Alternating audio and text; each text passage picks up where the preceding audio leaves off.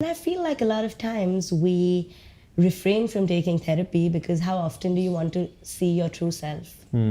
We have layered ourselves with so much that we don't want to go deeper into, because the real you, if you had the courage to face, would be becoming the best version of you. We lie to ourselves. मैं ठीक हूँ, कुछ नहीं हुआ मुझे. Are we all feeling beings? If you're a feeling being and you're a human being, then you have thoughts. And your thoughts create your feelings, and your feelings create your actions. Yeah. But how often do you want to look inside you? And that's why a lot of people don't take therapy, because it's going to be inner work, and inner work requires the most amount of willpower on your side, right? The pandemic made everybody look inside. Yeah. That's when we started questioning, because we couldn't go on the outside. We didn't have ways to distract ourselves. We started questioning, who am I? What do I really want? What does reside in me? And who do I want to be? Therapy also brings about this level of empathy in an individual, where you start looking at things from everybody's perspective. Right. It's called living in unity. The self is not separate from anybody else, but the self is also still so unique to you. Yeah. Therapy really makes you understand so much more about yourself, but how often do we want to open that door? Yeah. That is the real question. You think people refrain from doing that root cause analysis because of the way, say, the Indian society in particular is structured, because we are social beings.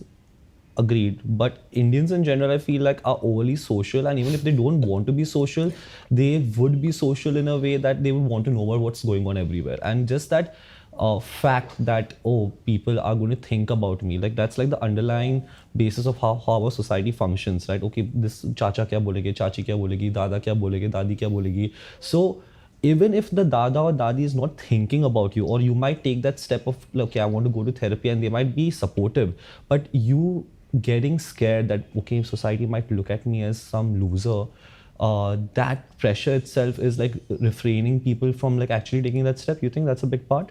Absolutely, yeah. We're always worried about what the other person will think. When you wear certain clothes and you look at the mirror, you're doing it for a reason. Signaling.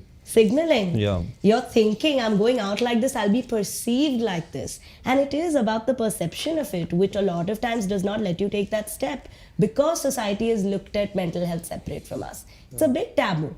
And because you don't want to be called crazy, you don't want to be judged by the exterior, you don't go into the interior.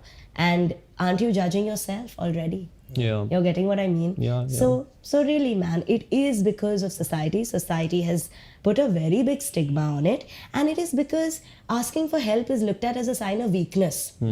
That is your largest strength. Can we do anything without our support systems? No. I can't. Yeah.